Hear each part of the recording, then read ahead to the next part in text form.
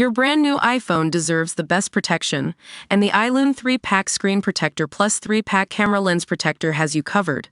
Don't take risks with your iPhone. Click the link in the video description to shop now on Amazon. Rachel Reeves slapped down by No 10 over Donald Trump claim. Downing Street has slapped down Rachel Reeves after the Chancellor suggested Donald Trump was to blame for Britain's shrinking economy. A No 10 spokesman denied that the U.S. president's tariffs were to blame for a contraction in the economy at the start of the year. Ms. Reeves had appeared to point the finger at Mr. Trump's administration after official figures showed the UK's gross domestic product, GDP, shrank in January by 0.1%. However, the Prime Minister's official spokesman said no when asked if the U.S. president was at fault. He added, "We know the cost of living crisis is not over, and this government is determined to make people better off, and that's why economic growth is the Prime Minister's #1 priority." Read more, Rachel Reeves could tip Britain into recession as economy begins to shrink. Growth is what funds our public services. It is what enables investments in our hospitals and schools, and, of course, most importantly, raises living standards for everyone, everywhere. Ms. Reeves had said, "The world has changed, and across the globe, we are feeling the consequences," after official figures delivered a blow to her growth ambitions. Mr. Trump was inaugurated in January and had promised to impose tariffs on his first day in office after his election in November. Ms. Reeves would not comment directly on the U.S. president, but suggested his tariffs would damage the economy. The Chancellor told broadcasters during a visit to Scotland, "I believe this government believes in free and open trade and will continue to make that point. We are in negotiations at the moment for an economic agreement with the United States to try and ensure that British exporters are supported to export all around the world, including to the United States, and to ensure that they don't push up prices for UK consumers with more tariffs." Don't miss Keir Starmer hypocrisy, exposed as he orders ministers to stop passing the buck latest. Desperate Keir Starmer faces Labour rebellion over proposed welfare cuts latest. J.D. Vance branded a clown for slur on Britain's 636 war dead latest. We use your sign-up to provide content in ways you've consented to and to improve our understanding of you. This may include adverts from us and third parties based on our understanding. You can unsubscribe at any time. Read our privacy policy. It comes as experts warned Britain could tip into recession following the fall in GDP, despite the Chancellor's high-profile push for growth. The warning is a further crushing blow for the UK and lays bare the negative impact of Ms. Reeves' nightmare budget.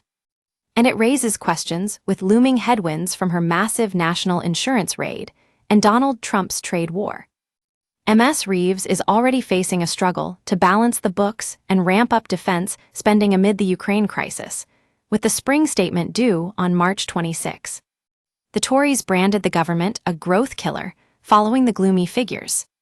With tax rises coming into force in April, concerns remain that economic growth will remain sluggish for some time. Businesses have warned that paying more in national insurance, along with minimum wages rising and business rates relief being reduced, could affect the economy's ability to grow, with employers expecting to have less cash to give pay rises and create new jobs. In addition, firms are facing new uncertainty surrounding the tariffs being imposed by the U.S. President Donald Trump, while the government is also under pressure to increase defense spending. Ms. Reeves blamed wider global economic turbulence for the lackluster figures. "The world has changed, and across the globe we are feeling the consequences," she said. Asked during a visit to Scotland this morning whether Mr. Trump's tariffs attacks were hampering growth, Ms. Reeves said, "I believe this government believes in free and open trade and will continue to make that point. We are in negotiations at the moment for an economic agreement with the United States to try and ensure that British exporters are supported to export all around the world, including to the United States, and to ensure that they don't push up prices for UK consumers with more tariffs.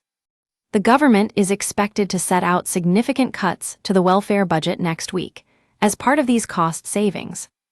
ONS Director of Economic Statistics, Liz McKeown, said.